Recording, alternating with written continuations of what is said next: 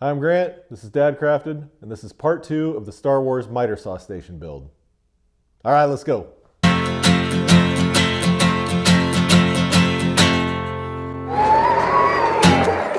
So, if you haven't already checked out part 1, you should do so, and I'll have it linked above and probably down below in the description. In part 1 of the build, I talk about how I formed the box, the technique I use for filling the wood grain, as well as the design and how I formed the dust hood. In this part, I'm going to talk about how I made this thing look like it came out of a Star Wars movie. Specifically, how I did the weathering and how I made all the Greebles. Everything in Star Wars has a certain aesthetic to it, a certain look and feel. And no, I'm not really talking about the prequels. Power! Everything has wear and tear and a certain degree of grime to it. And they usually have a bunch of exposed components that really make it look cool, but probably don't serve any kind of function. It's almost like in the future, we'll be too cheap to afford hoods or panels that cover exposed parts. But if you cover them, then they're not exposed. Cover parts that should be exposed? But it's relatively easy to make these things on your own and make it look like it came out of Star Wars without making a special run to Tashi Station. But I was going into Tashi Station to pick up some power converters. Sorry, Luke. Maybe next time. But let's get into it and see how we gave this thing the Star Wars treatment. All right, let's go. The weathering starts with a layer of the red, flat, rust-colored primer. I think it's just called red flat primer for Rust-Oleum, but it does give it this rust kind of look. I don't like sand. Then I came back and I coat all the edges with rubber cement. This is the stuff that I want to have wear and tear later. Next I came back over with a sandstone or sand fossil Rust-Oleum paint.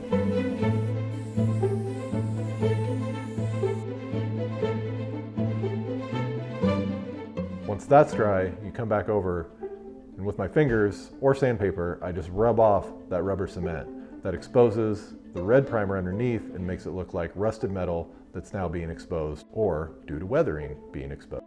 Then I repeat those steps times every single piece that you see on the cabinet.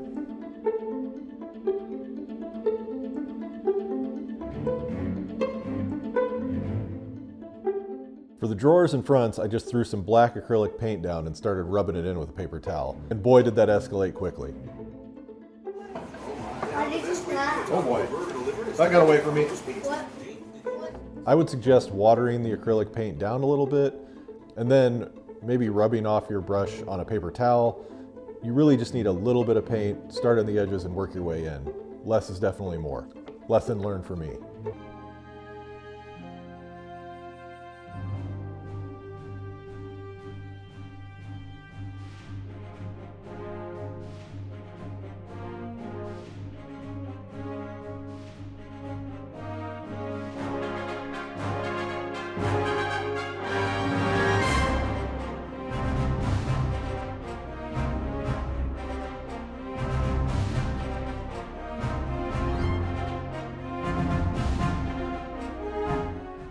To make this more of a rust color than just the flat primer, I used acrylic paint, black, brown, and I think some orange that I kind of just dabbed on throughout and then smudged together with a paper towel.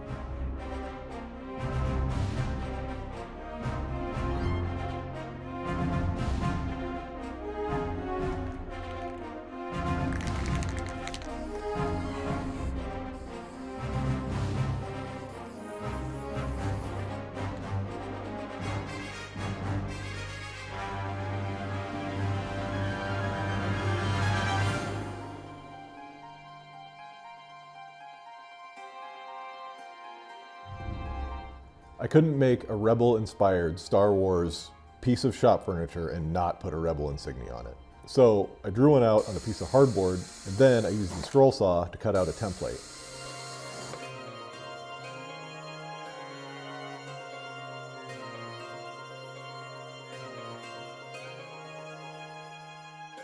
Then I taped it to each side of the cabinet and just spray painted it on. A lot of people don't know this, or maybe it was just me that doesn't know this, but if you look at the fine print on a Rust-Oleum spray paint can, you'll see that it says to apply your second coat, within 1 hour or after 24 hours. Weird, right? Well, that's because the first coat cures at a slower rate than the second coat. So your second coat will actually start shrinking on top. This causes that top layer to start cracking, which for a Star Wars weathering project actually looks pretty cool. Watch this happen almost immediately when I apply the red flat primer over top of the fossil color that I had spray painted on a couple hours earlier.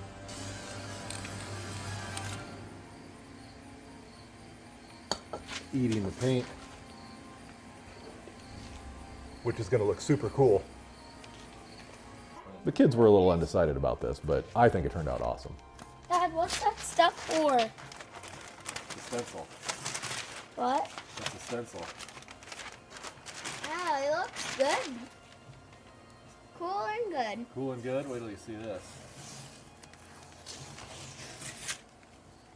That kind of looks good. Look, it's Bang! it's clean gold. It's kind of bad. It's kind of gold. Do you like it's crusty? It helps make it look weathered. We're gonna do it black anyway. Greebles. A Greeble is essentially just a little gadget that doesn't really do anything, but makes it look like it's kind of functional. Switches, dials, little metal filter things. Most all the Greebles that I did for this thing are 3D printed. But if you don't have a 3D printer, you can find Greebles anywhere. That's where you should check out Smuggler's Room. He's got many videos on Greebles and just really any of his builds where he grabs things from the inside of computers, orange juice lids, whatever, paints them and makes them look like they came out of Star Wars. I painted all my Greebles with a coat of flat black primer. Then I came back around and did metallic silver spray paint over everything. And then I basically did the same technique that I talked about before, where I rub everything down on the corners with rubber cement, let that dry, spray paint them the color I want them to be, let that dry, and then I come back and I rub everything off on the edges where I want the rubber cement to come off and I want things exposed, and that leaves that metallic silver coming through to make it, again, give it that weathered Star Wars look.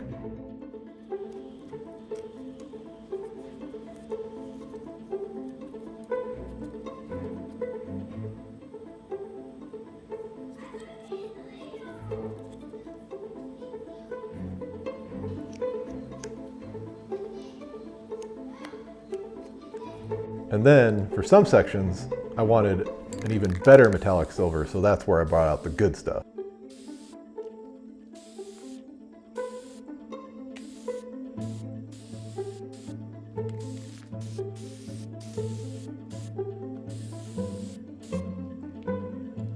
Once I was done with all the spray painting, I had to give my shiny metallic Greebles the same weathering treatment.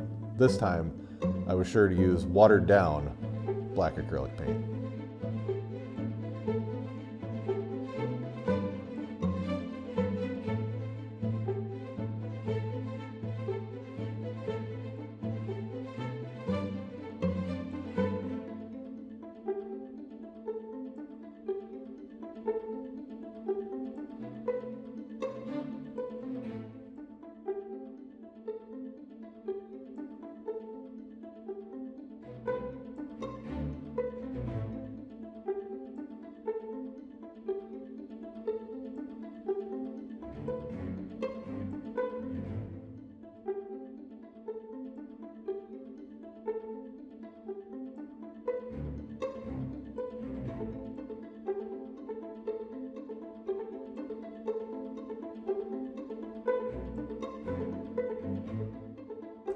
The drawer pulls really look like they came out of Star Wars. I found these things on Thingiverse. You can find that link down below in the description. These are really cool, and painted up the right way, they really look like they came out of the Star Wars universe. The Greebles that I couldn't screw down, I just attached with super glue. I'm kind of a big fan of the DAP Rapid Fuse glue. It works as advertised. Fuses rapidly.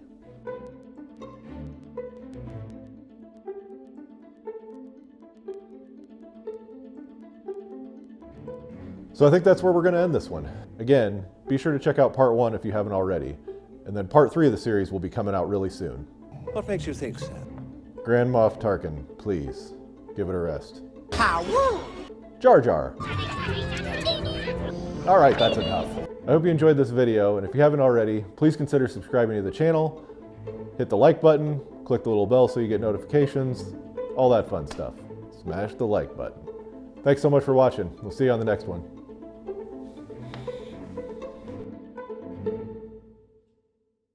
In part 1, I talked about how I filled the... And boy, did that escalate. Escalate? Cures at a slow... Bleh. That's because the first coat clears? What is wrong with me? I hope you enjoyed this video, and if you did, maybe... And if you did, just punch me in the face.